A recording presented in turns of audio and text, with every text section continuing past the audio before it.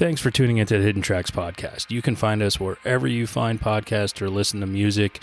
When you have an opportunity, please give us a 5-star review, write a little note, tell us how we're doing. We really appreciate it. It helps us keep this thing going. If you want to reach out to us, you can find us at Facebook at Hidden Tracks.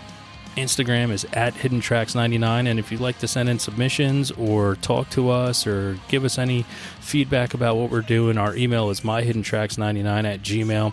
Thank you so much again for tuning in, and I hope you enjoy the show.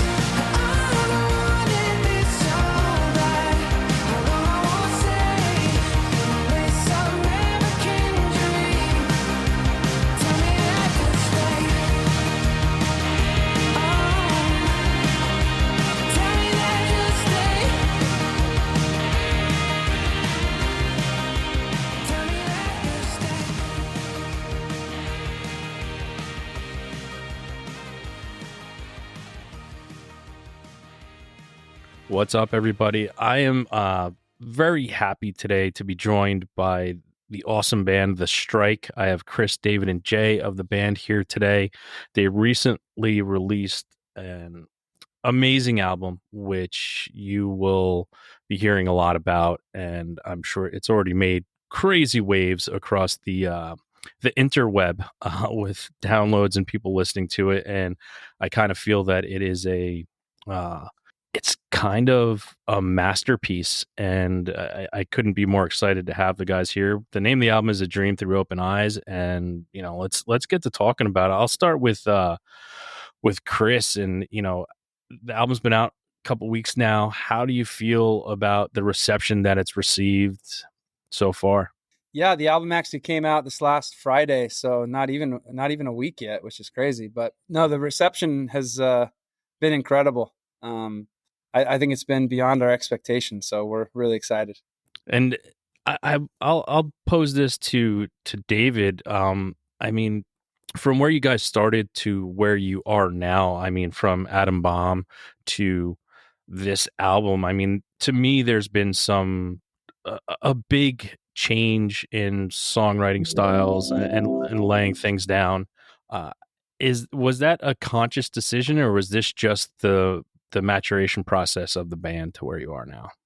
Yeah, so first of all, thanks for having us on, Shane. It's cool to be here. Honestly, I think Chris will be kind of the one to speak to this more so than Jay or I will, but I can give my 2 cents. I joined the band quite a bit later in 2019.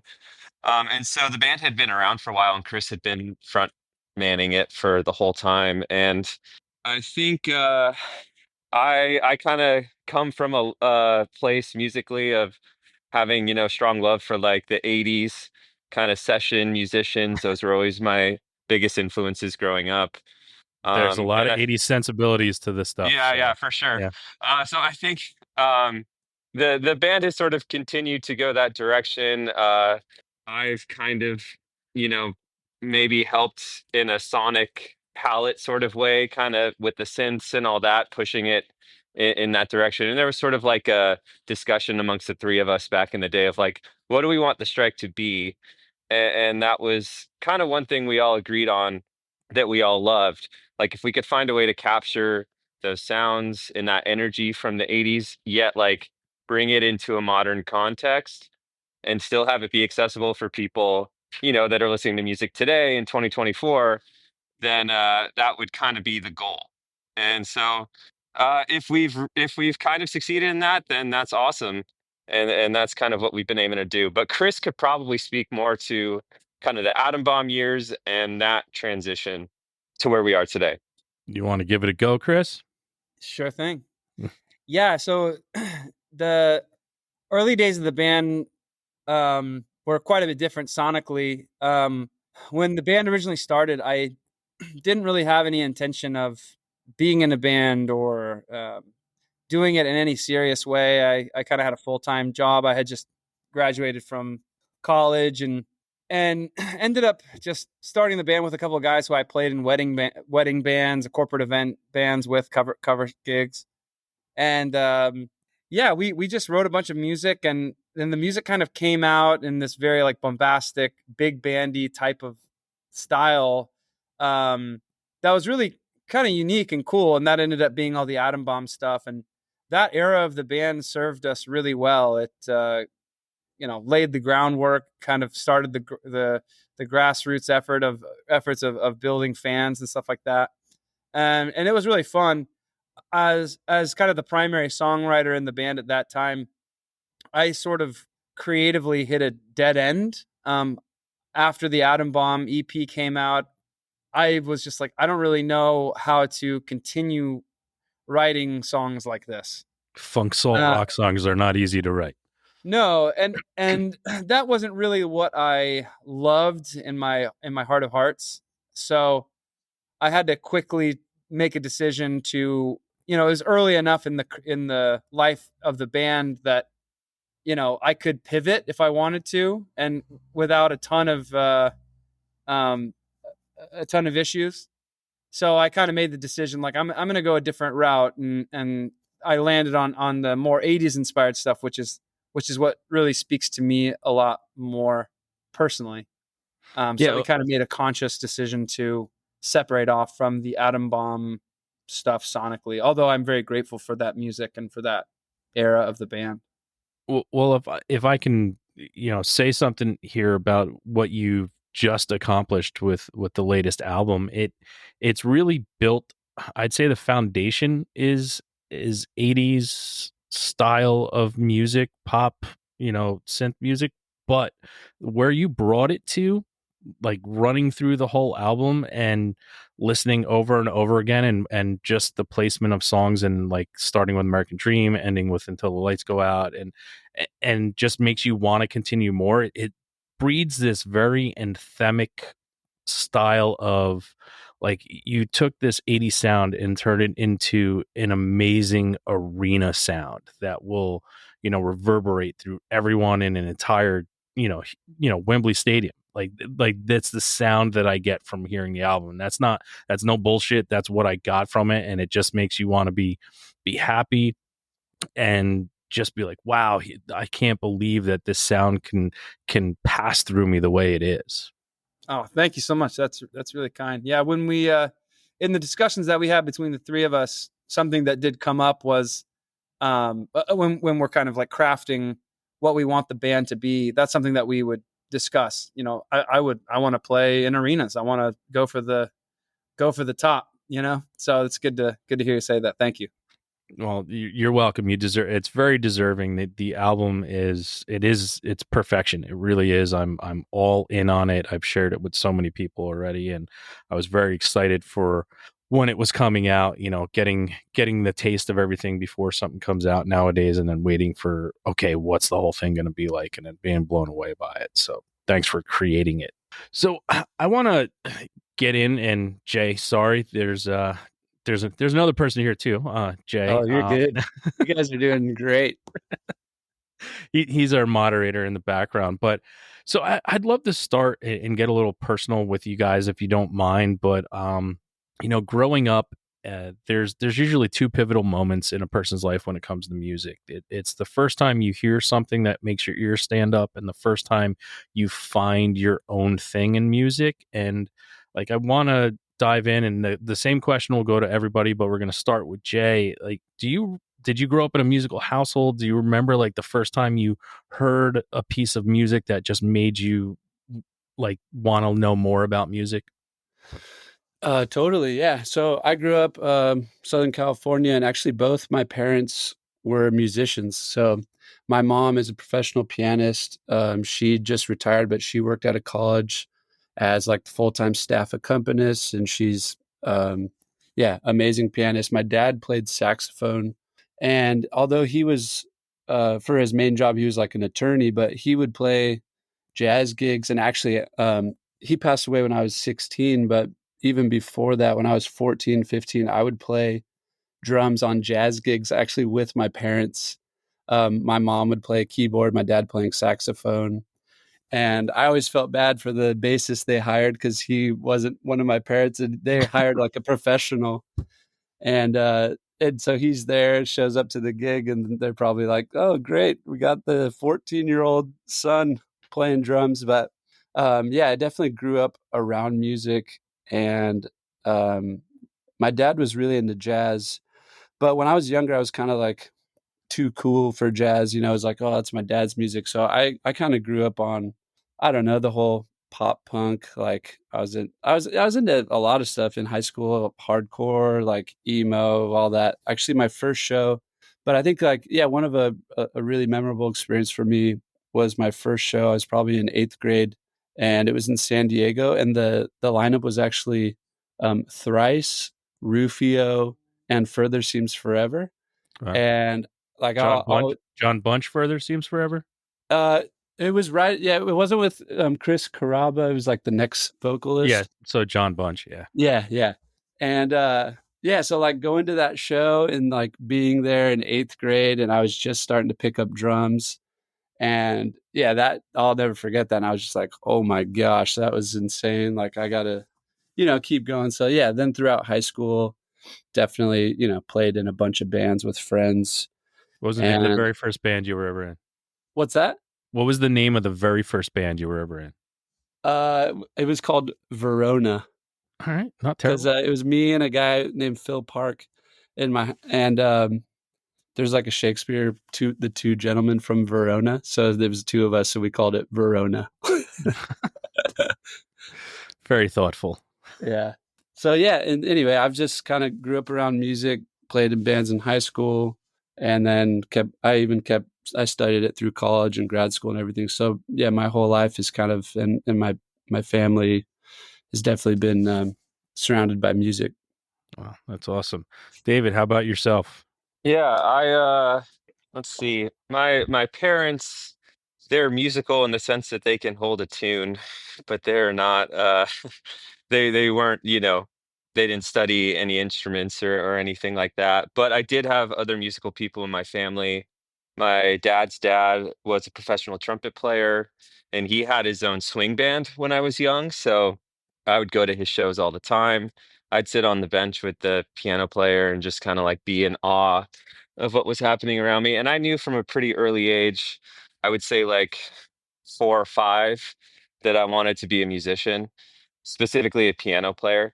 I also had an uncle who played piano, and I was super inspired by him to pursue that. And a lot of my early years were spent playing in church, all throughout, all until high school and beyond. But that was like a huge influence for me, playing on worship teams where you learn to be really flexible, you learn how to improvise, you learn how to follow the leader. Um, all skills that kind of translate into being a professional musician. And when I was 18, I moved down to LA to study film composing. I wanted to be a film composer, and LA was a place to be for that. I'm originally from the Bay Area, and so I came down for school. I ended up kind of getting like pulled out onto the road while I was in college, and I started touring with this pop singer named Andy Grammer, and that kind of created a new career path for me where I started touring with like a lot of different pop singers, similar to Andy. I toured with the singer Gavin DeGraw for 9 years. I toured with Sabrina Carpenter for a while. I toured with American Idol, the show. I've toured with Lucas Graham, a guy named Matt Carney, just a lot of singers like that. Yeah. David Lately, Archuleta. sorry, what was that? I was going to say David Archuleta, where we met. Yeah, which kind of leads to how I even ended up joining the band. I was hired to be David Archuleta's music director, and Jay had been playing drums with David for a couple years already, and so we were then thrown on a tour bus together and became close friends pretty quickly. And I ended up moving into an apartment with Jay in LA, and Chris was his other roommate. And so we were like in very close quarters. We all had like our little music studio setups in our bedrooms, and we just started making music together. And it was kind of just effortless. And eventually kind of found my way into the band through that, through making some songs together. But yeah, so I knew music was kind of my passion from a young age, and I maybe foolishly pursued that and managed to kind of to find a way to make it work, and I'm very grateful for that. I mean, it's a good, like quick education of touring and playing with all these different people, like you said, how to follow the leader and stuff. And how, with the three of you creating music as like a full band now, how was it pretty easy to just get into doing that together with each other because of that whole, full step process that you just mentioned? Was it easy to come together, or was it something that you had to get used to now creating music with, two new people? I think it was actually pretty seamless because our skills are pretty complementary. Um, Chris is an amazing lyricist, melody maker, singer, obviously. Jay is an incredible drummer and also great at like producing out tracks and generating ideas. And I kind of handle a lot of the tonal instruments, the guitar stuff, the keyboard stuff, a lot of the bass stuff. And so our skills complement each other in that way. So honestly, like I don't know if maybe you guys can correct me on this, but it felt pretty easy right from the start, which is why I ended up joining the band, I think, and why it made sense. Um, it just felt right. It's awesome. Totally. Chris, you can weigh in. No, I completely agree. For all the reasons that David just said, very complementary skill sets. So it's been great. Good. So there's no strife. That's awesome. There's no strife in the strike.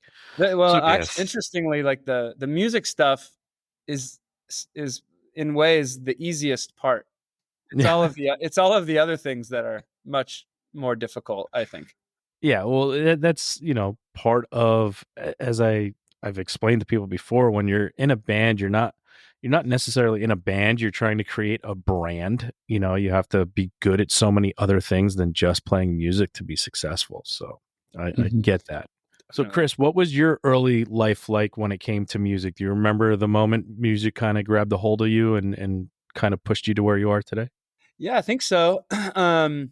I also have music.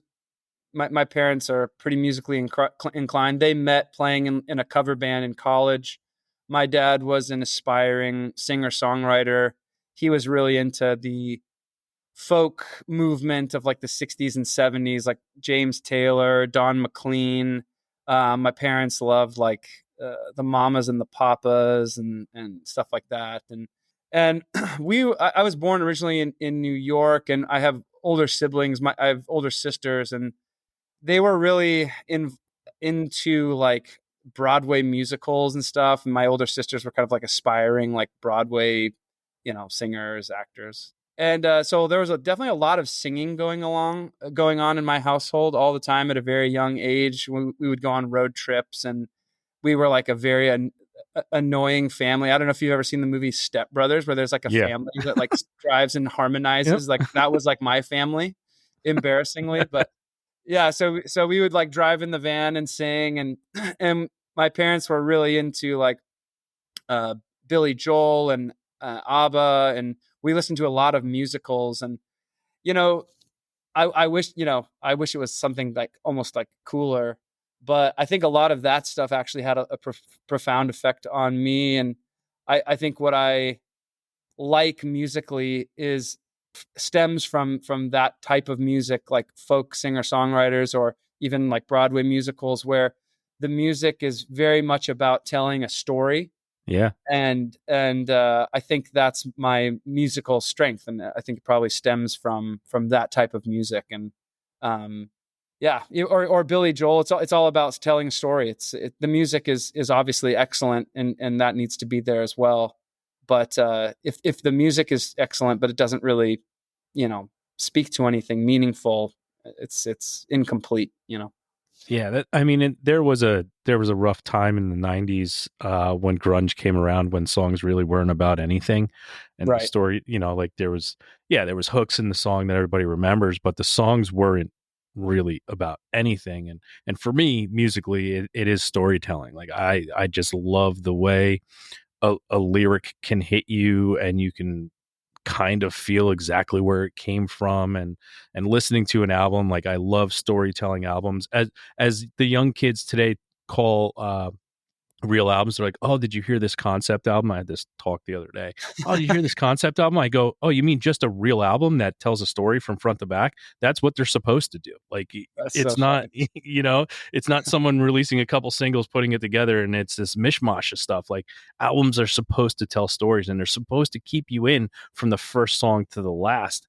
And honestly, like, what your latest album, a Dream, did for me, like starting off with American Dream and hearing that song, I was in from the first lick. And then when it was over, I was like, fuck, I got to start it back up, because you told this story and you brought me on this fucking roller coaster of emotions. And then I get to the last song, and then I'm like sad that it's ending, because you're ending with a more of a peaceful, bringing you down off, like you're now coming off that roller coaster, you're gliding into where you're going to lift up the bars and get off the ride. But I just want to stay back on and do it again. It's awesome. I never heard that before, that Gen Z calls full length albums concept albums. That's funny. Yeah, it is very funny. At a young kid, you're like, "Oh, did you hear this concept?" I go, you mean an album?" Yeah. So, Chris, what was the first band that you kind of like grabbed onto and gravitated to, that you felt was like your own thing, that you found that you wanted to share with people when you found it? That's a good question. I was also kind of a product of the early 2000s, like pop punk scene. That I was into that stuff, Blink 182 and all of that kind of stuff. I liked for whatever reason, when I was like in eighth grade, I really loved Sublime. I was really into that. I thought that they were fantastic. I also loved when I got into high school. As everyone does, I sort of like discovered the Beatles and Led Zeppelin and all of that kind of stuff, and thought I was the first one who knew about that music. But so I was like, "Have you heard this band Led Zeppelin?" All my friends in like in my sophomore class, and they're like, "Yeah, dude, they're awesome." I'm like, "Oh yeah." David, well, how about the first band that you kind of gravitated to, that you pulled into yourself, that you kind of felt was your own and wanted to share with people? Yeah, definitely. For me, it's got to be Elton John.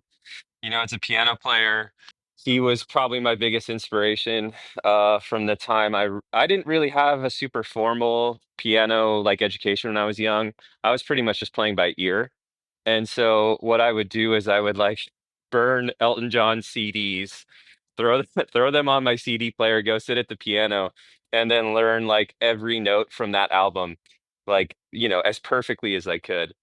And that was like my kind of music school. And I would do the Wow. same thing with Billy Joel songs too. That was a big thing for me. At the time too, like the piano rock bands like Coldplay and Keen, I was super into that as well. Um, those are big influences and still are. Really like Coldplay still. And Keen, who actually was Yeah. just like back out on tour this year. Yeah, no, it was Um, awesome. They kind of got forgotten for a little while, and I I was know, like, but Hopes and it was Fears weird. is one of the best albums of the decade, in my opinion. I love that album so much. Yeah. Um, but yeah, and then I also I had like a big Ray Charles phase in high school too. Just digging into that world and Stevie Wonder, all that stuff. Ray So Charles yeah, sang my wedding. Yeah, Ray Charles is one of my favorite. He sang my wedding song. So yeah, that's yeah, yeah. So I mean, yeah, just a lot of piano, keyboard players, like kind of deeper cuts, like Rick Wakeman from Yes, Emerson, Lake and Palmer, that stuff too. Kind of the classic rock keyboard player side of things. John Lord from Deep Purple, stuff I like love how that. you found your pocket so young and stuck with it, man. That's awesome. Yeah, yeah. And then and then Toto too, who I love, and session guys from the '80s like Greg Fillinganes. I loved how they were behind the scenes. I always kind of saw myself as like a behind the scenes guy. I never really wanted to be out in the spotlight or be an artist myself per se, even though that's where I am now.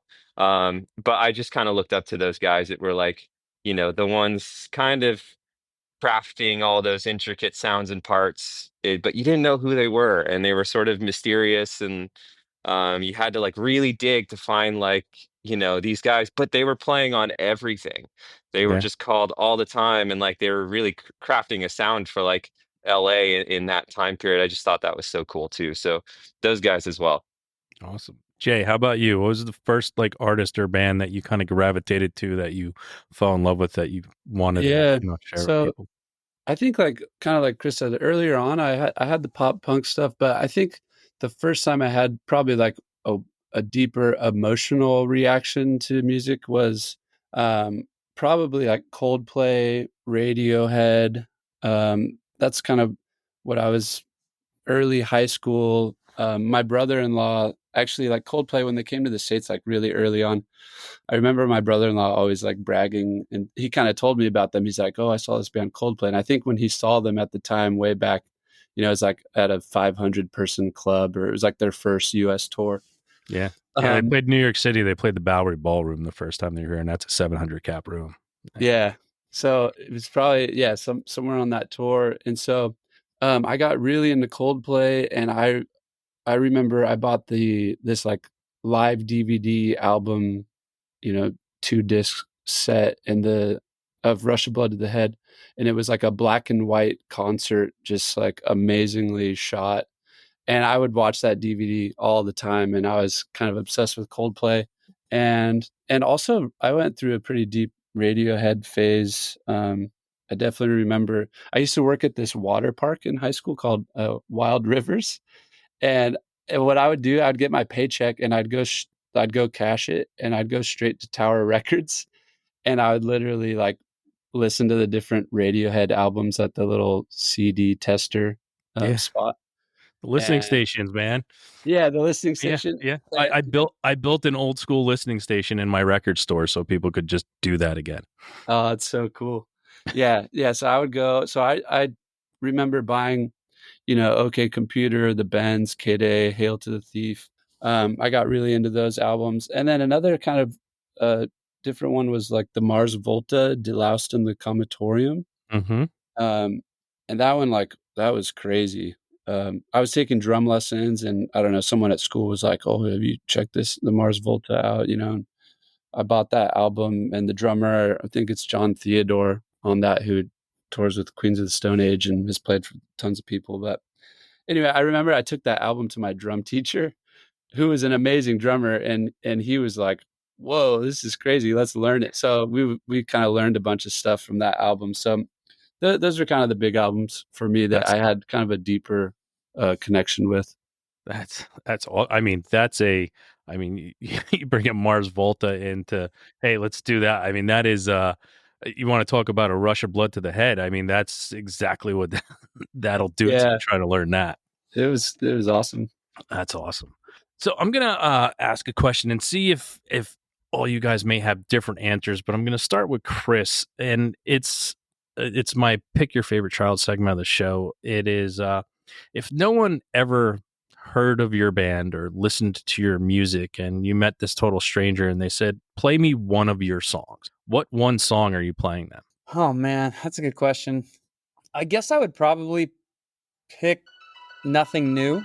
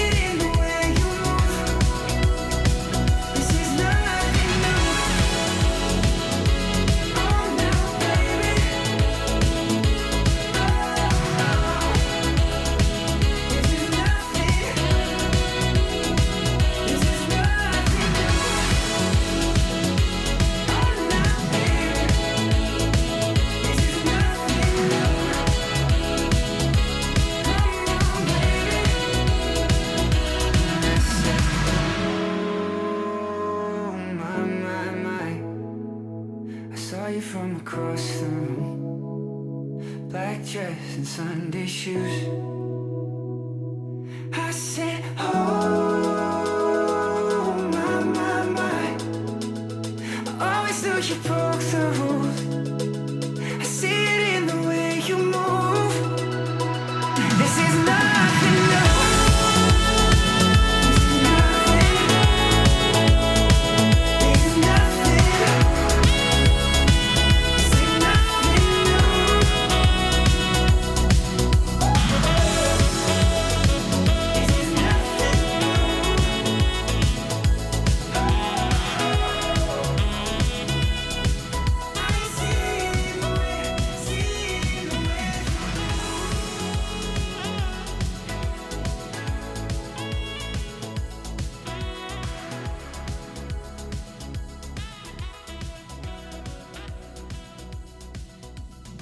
as the first one. I think it's a good entry point.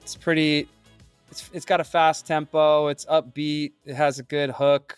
It also, the song ends with some like solo features, like a guitar, sax solo, guitar solo. So it kind of is a good introduction to what the band's kind of all about, in my opinion. Tells a little story, but it's accessible, definitely pop. Yeah, I think I picked that one. All right. How about you, David? I was gonna say the same thing. I think Here we go. it gives everyone a taste of like what the strike is kind of across the board in terms of the danceability of it, the sax kind of being the main melodic instrumental hook right from the start. Um, I think it's indicative of like at the time where the direction we were pushing the music at, kind of late 2019, early 2020.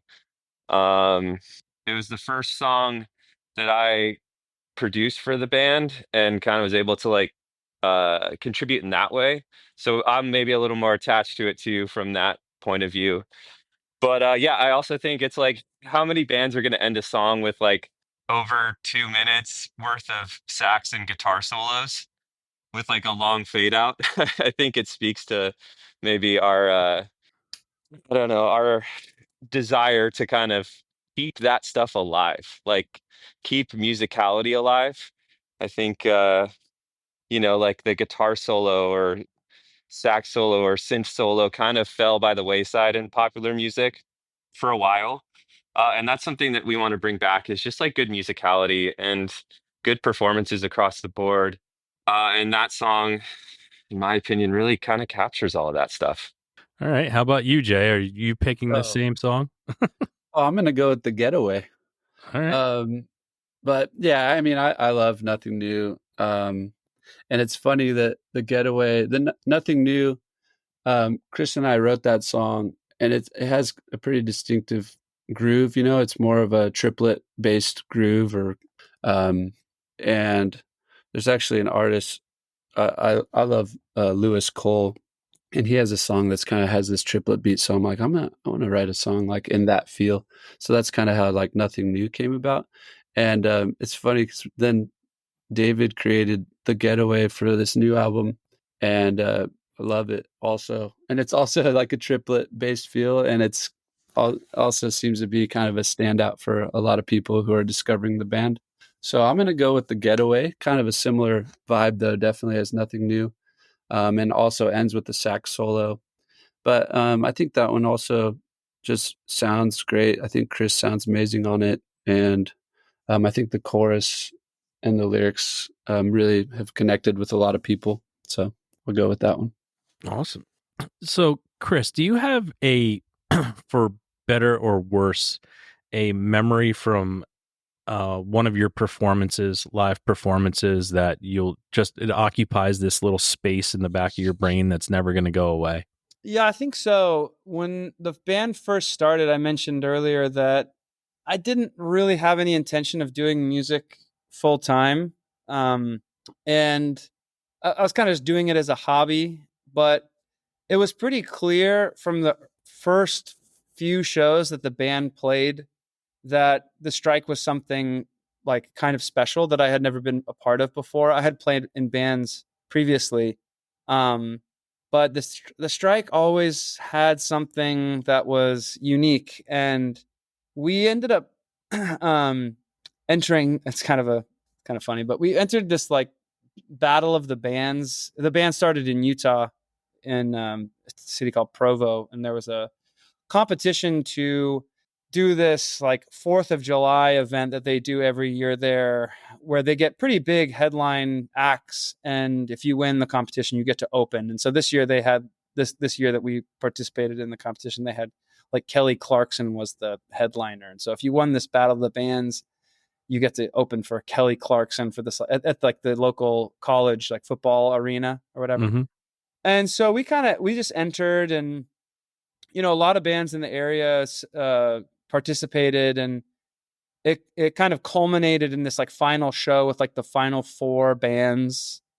and we got through to the final four, and a lot of people showed up. They had it. It's like the outdoor amphitheater, and there were probably a few thousand people there, would be my guess.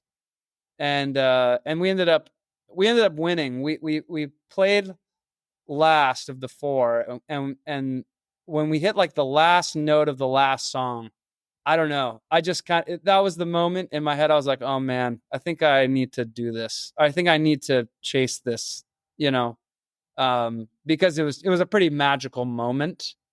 So and it was cool. It was cool. Like my family was there and everything, and it was kind of like the first time that they had really come out to one of the shows and stuff. And yeah, so that's one I often think of a lot. That's awesome. Yeah, it was a pretty cool moment. So. Awesome. David, how about you? You got a moment that sticks in your head for better or worse that's just never going to leave your brain from one of your performances?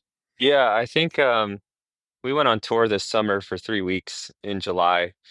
And for me, my career for the last 13 years has been playing as a sideman for other artists and watching people sing back their hit songs to them and have an amazing time. And you're a part of that and you're contributing to it, but it's you're kind of one step removed from a lot of aspects of the musical process when you're doing it that way. Um, but like these shows that we played this summer, to watch like a sold out room of 650 people in New York City, like sing back songs that, I was really creatively involved in writing and playing on and stuff, it just kind of really hits in a different way. Um, because it kind of just feels like a piece of your heart and your mind is like really helping these people experience something that's bringing them a lot of joy. And it's just very satisfying in such a unique way to kind of like be able to partake in that moment with them in that venue at that time. And that's just like a huge privilege to be able to do this, for as a career and a living. And so I'll always remember that. It's the coolest thing. It's awesome. How about you, Jay? You got a memory of one of your performances that'll stand out? Yeah, I was gonna say, just kind of because it's more on my mind because it was recent on the same tour just this last summer. I gotta give a shout out to our show in Atlanta. I think David and Chris could agree. Like that, there was something. That room was just packed, and it was so hot and humid. But the energy there was crazy, and people were like jumping in the front barricade and like singing every word all the way to the back of the room. And kind of like David said, most of the time I'm back there kind of focusing on like, playing my part and playing the music and making sure everyone's, staying together and playing the drums. But definitely that show and a few shows on the tour, I would look out and kind of see people singing along, and kind of as David, and I'm sure Chris would say the same, is you see them singing the songs that you spent so much time working on, at your home studio or with Chris and David, and you see like the connection that people have to it in their own lives. And yeah, I definitely got like kind of emotional here and there. I'm like, man, it's really cool. So yeah, I'd say just fresh on my mind was some of the shows from the tour, including that Atlanta one. Just really, really cool. That's awesome. Jay, do you have a concert that you've been to that, is your favorite, that, that you weren't a part of, but a concert that you went and saw that is one of your favorite experiences of your life for live music? Oh, man. I've been to some really good concerts lately, but I think just probably because of the age and the time, and because I was so into Coldplay, probably going to a Coldplay show back in, I don't even know, it probably was like 2010. But just their shows and their production and everything that they do, I think that show it's definitely like one of the most memorable shows I've been to. And I think, like I said, I was so into it at that time and so emotionally attached to it that that show just like meant a lot to me. David, how about you? You have a concert that you got to experience that's one of your favorite live music experiences ever? Yeah, I would say I have a couple. The first one would be I saw the Eagles when I was in high school, and that was like the first time. I was probably like a freshman or sophomore. And it was the first time like I went to a concert and was just simply blown away at like how it sounded and how you could I didn't realize that a concert could even sound like that, that a band could sound like that live, like so I don't know, polished and just like executing at a very high level. Obviously, incredible songs too. But that really kind of opened my eyes to like what was possible live. And I'll always remember that. Around the same time too, I also saw Coldplay. It's just funny they keep coming up, but they were definitely influential in that time. And I think I saw them on the X and Y tour, which was like they hadn't quite ascended to like absolute kind of superstardom yet. It kind of felt like they were still fighting for it a bit. I mean, they were plenty big at the time, don't get me wrong, but like I don't know. Fix You was like the soundtrack of my year and hearing that live and like their performance, like I said, just kind of still felt like they were like, we got to earn this still. Like it was just awesome in every way. Um, that was definitely impactful. The first time I saw Billy Joel too would be the last one. Just I was always a fan of his, but the first time I saw him play live and he played for like 2.5 hours and it was just straight hits, no filler whatsoever. Um, I was just blown away at his ability to craft songs that are timeless and the fact that he did the music and the lyrics to me, like as opposed to Elton John, who I also love, he did the music, and Bernie Taupin did a lot of the lyrics. It just was super impressive, and I admire him, so much more after going to that show than I did before. Nice. Chris, how about you? A live concert that you got to experience that you absolutely love and remember? Yeah. I also saw Coldplay. I saw them on the Viva La Vida tour and was pretty blown away by that. And then I also saw Billy Joel. I have two. Many years ago with all my siblings, we went to go see Billy Joel in Salt Lake, and it was awesome because kind of full circle moment with all of my siblings. We had spent so many hours driving in the car listening to Billy Joel, and we knew every song, from the beginning of the concert to the end. So we all got to kind of like sing along together. And another one that's kind of I didn't really expect it, but I went and saw a few years back, probably 10 years ago now. I went and saw Bruno Mars, Mm-hmm. and it was unbelievable how good it was. I remember leaving the concert and I was almost, I mean, this sounds kind of weird, but I was almost like depressed at how high of a level all of the show was. It was perfection. Like all of the players, and then obviously Bruno Mars himself. I mean, the guy's an incredible player, singer, entertainer, dancer, kind of does it all. It's like, man, as somebody who is in the same business and wants to be an entertainer, you kind of look at that. You're like, that is a level I don't know that I'll ever achieve. It was just so unbelievable. But I didn't really expect it, but I was pretty blown away. And so that Yeah, concert has it's really stood hard out. seeing something like that, right? When Yeah, when you're and you know, obviously, yeah, I'm not like I was depressed, but I was just like in awe yeah, of how amazing he was, and not only him, but just the production and um, everybody in his ensemble was pretty impressive. So yeah. I'd recently maybe was it? Yeah, I think it was in the spring.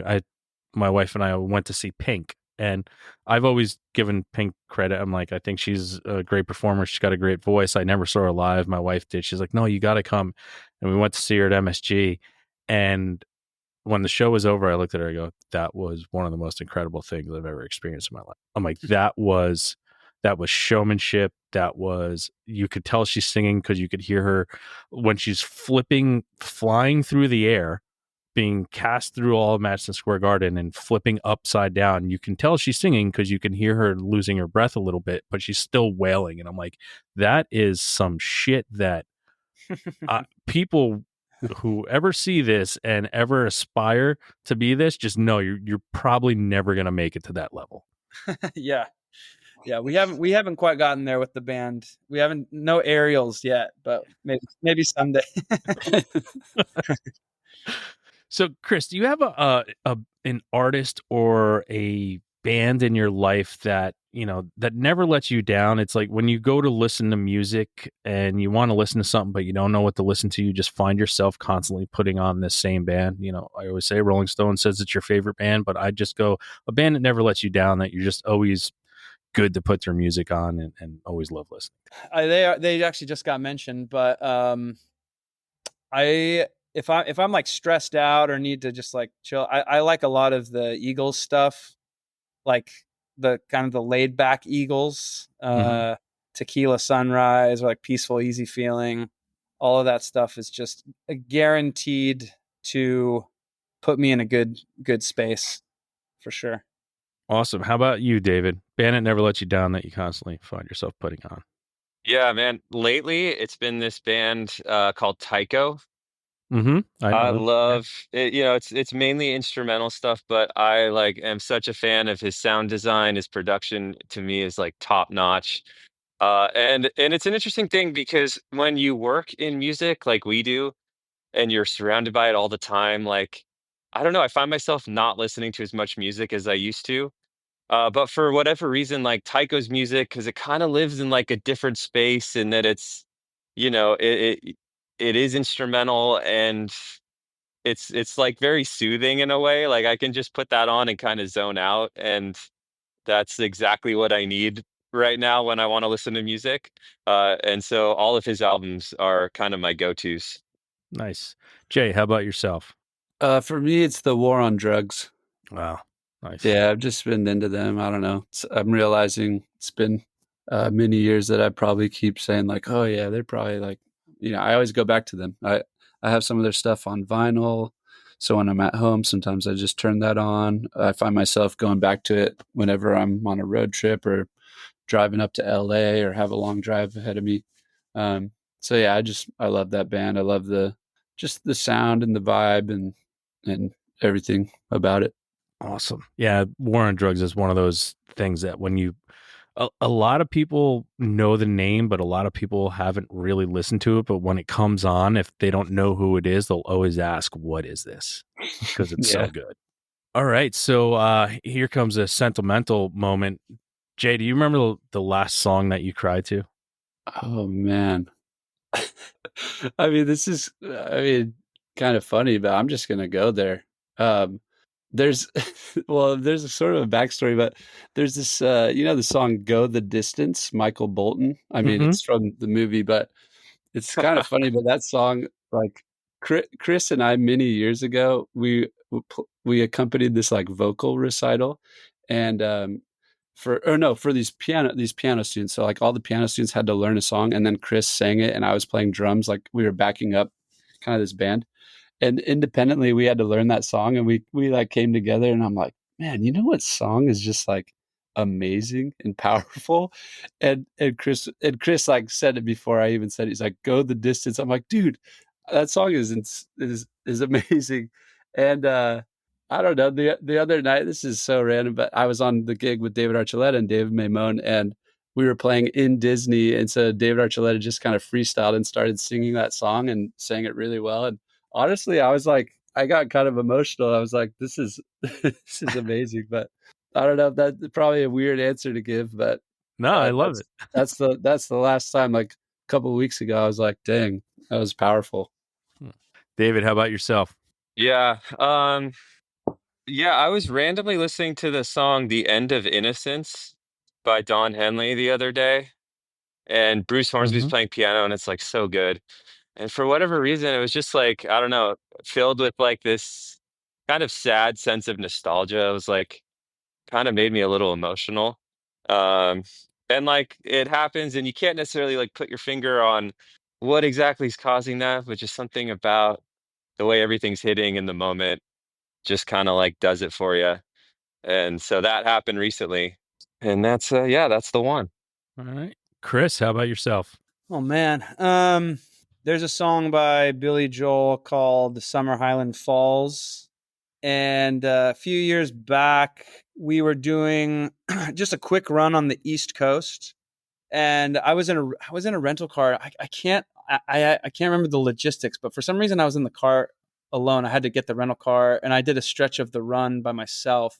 And I was born out. I mentioned I was born out in New York, and we moved when I was pretty young. But I was driving like through the area where I was born, and listening to that song. And my dad had recently passed away, and yeah, that was that was a pretty emotional moment for me. It was, All right. Yeah. Makes sense. Yeah. Makes sense. All right. So this, I'm gonna stick with you, Chris, here, but this will be an easier question for the last person that's gonna answer. Always hardest for the first person, unless someone else wants to jump in as soon as I ask it. But meteor's gonna crash into the earth. We have 5 minutes to live, and you have to listen to one song and one song only. What song are you listening to? Oh my gosh. That's so hard. I'm like completely drawing a blank. That's the one song I would listen to. That's got to be something by Billy Joel. I don't know what it would be. Maybe like Just the Way You Are, Billy Joel, or something like that. All right. I'll take it. David. Yeah. Yeah, you can see why we get along so well because like we musically kind of bring up all the same influences. But um, man, I don't know. I said this song earlier, but it'd be in the running. I don't know if it's like totally my final uh song, but I'm gonna say "Fix You." All right. Nice. Jay. Mine's going to be kind of a curveball, but it'd probably be a jazz record. Lee Morgan, who's a trumpet player from Yep. his album Cornbread, and the song would be Ciora. It's like one of my favorite recordings of all time. I've listened to it I don't know how many times. It's probably that. I love that. I love that. All right. So this is gonna be the last question of our normal segment that we have going here, but there's a fire in your house, and listen, I understand family and pets and all that stuff. All that stuff is already saved, but you can go back in and grab one piece of music memorabilia or music stuff that means something to you. What's the first thing you're grabbing, Jay? I mean, did my drum set already make it out? No. Oh. I guess if everything's good and I got some time, I'd go grab my drum set. All right. David, how about you? Oh man. I'm gonna say so. I've got this little art project thing that I put together when I sort of stepped away from touring. I had like all of my tour laminates, dozens of them from all the tours that I did, and there's some really special ones on there. Like when I was touring with Gavin, we opened 2.5 years worth of shows for Billy Joel, so I have like a lot of Billy Joel tour passes and stuff like that, and it's just like a really cool kind of walk down memory lane for me of my whole touring career, all framed and in this one, uh, you know, section of my home. So I would probably grab that Yeah, since, that's awesome. in my opinion, all the keyboards and synths and stuff that I have can be replaced. But that's just like something that seems very unique and special to me. Yeah, that's awesome. Chris, how about yourself? Yeah, that's an easy one for me. After my dad passed away, I inherited his a Martin D45 acoustic guitar, so I would grab that for sure. Awesome. Well, we are going to be heading into our final segment of the show, which is our weekly threes. But before we get there, I'd love to give you guys the opportunity. Whoever would want to go, you can fight it out between yourselves. But tell us, what you're excited about next, and then how everybody can find out what you guys are doing. Go for it, Chris. I can go. Yeah, obviously we're excited about the album that just came out and getting it out to as many people as we possibly can. In 2025, we're going to be playing shows. We have a couple that we're going to announce here shortly, and then more in the spring, and then hopefully a ton in the summer. So promoting the album is kind of front of mind for us. That's what we're excited about. Awesome. Well, And we then are in our as far as yeah. sorry, real quick, as far as Huh? like following us and seeing what we're up to, Instagram would probably be the best spot for that. But we're also on, X and TikTok, and we have a website. It's all under at We Are the Strike. The TikTok one is maybe slightly different, and I can't remember exactly what it is right now. Jay, if you know. We Are the Strike one. We were late adopters on the TikTok, kind of trying to not get TikTok, but now we're Yeah. on it. Yeah, So we have one. Yeah, I'm a not begrudgingly as talk. I don't millennials, even have it. Yeah. we gave in. Well, we're in our final segment. It is our weekly threes. It is 3 things that you're listening to that you would like people to check out. You guys give your threes, and I give my threes, and I will start with Chris. 3 things that you'd like people to check out that you're getting tons of enjoyment of listening to. There's an art.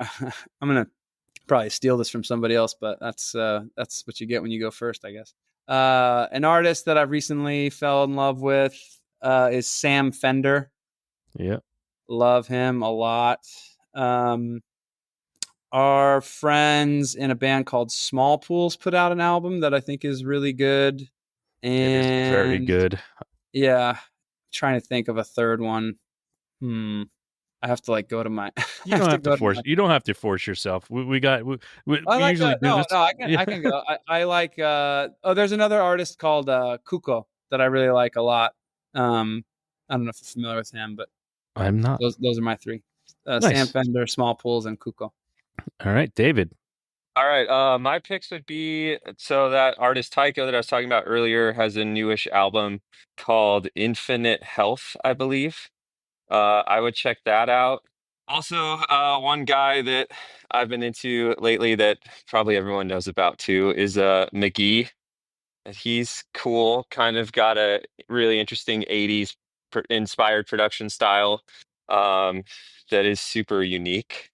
And then the last one, I mean, I have been listening to the newest Coldplay album quite a bit too. Moon Music there's some really cool tracks on there, some really interesting sound design. They did some stuff with John Hopkins, who's an incredible producer, composer, and his contributions to that album are super cool. So I recommend checking that out too. Nice. All right, Jay. I've been really liking the last year or two Men I Trust. I went and saw them in San Diego last year. I like the Japanese House.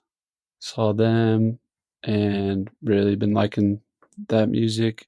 And then just throw on a jazz album that I always go back to that I love by Paul Desmond. It's called Take 10. He was the saxophonist for the Dave Brubeck Quartet. So I listen to that a lot. So those are my 3 to check out. Nice. All right.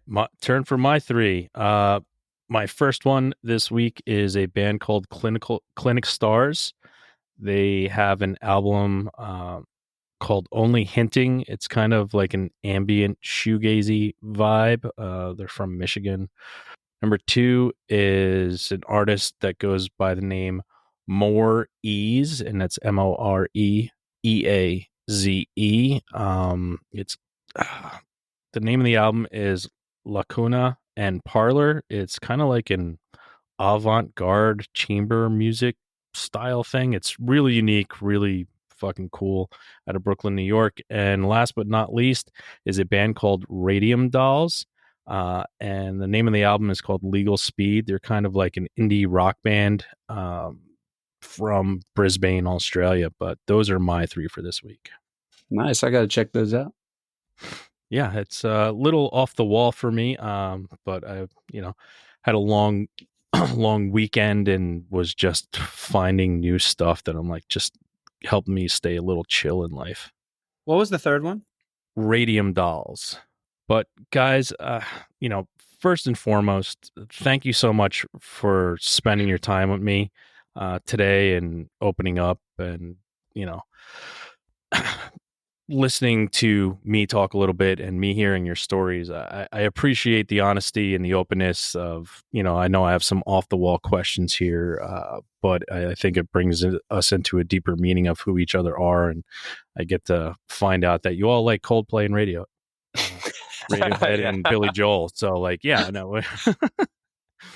But and thank you so much for creating the music that brought us together. Because without that, there's something missing in life. And my saying always is, music makes friends out of strangers, because we're all here for the same thing and we all love the music, and it's so easy to connect with each other. And if we could just have more conversations with everyone in the world just about music and finding out about each other, instead of all the other bullshit that we go through to find out about each other, the world would be a better place. But thank you guys so much for the music. It's so beautiful. It's so awesome. So happy to have you guys here, and really look forward to meeting you in person one day. So thank you so much. Appreciate it. I want to say thank you too, Shane. I mean, throughout you were so complimentary about the album, and appreciate you having us on and having listened to it and saying all that stuff. So thank you. Well, you're welcome. And everybody out in the world, you know what time it is now. It's time to go out, listen to The Strike, and have a great fucking time.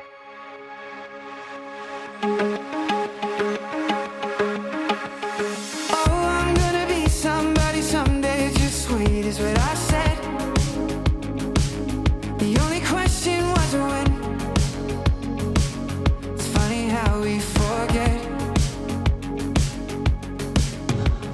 Every set of eyes was like a spotlight shining down from the heavens.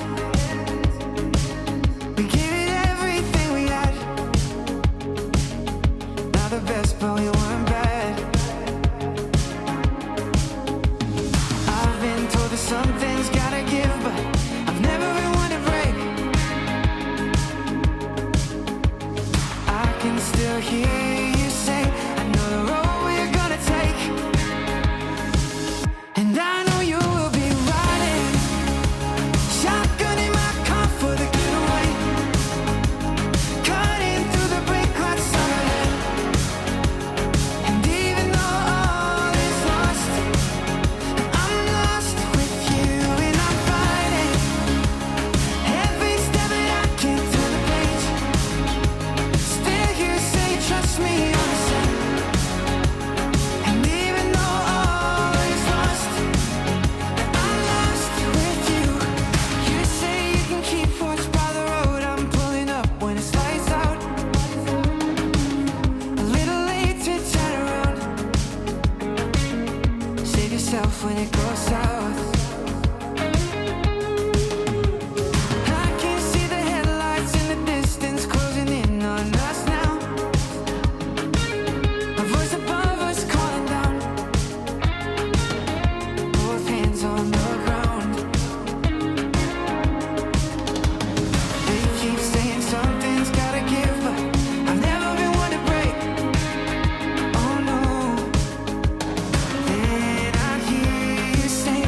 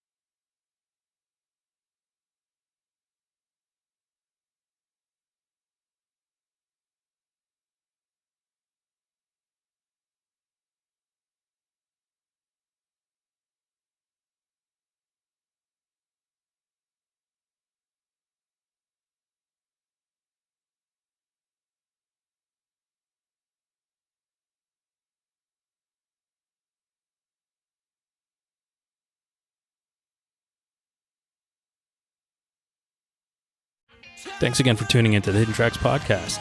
We hope you enjoyed this week's show. Don't forget to follow us on Instagram at HiddenTracks99.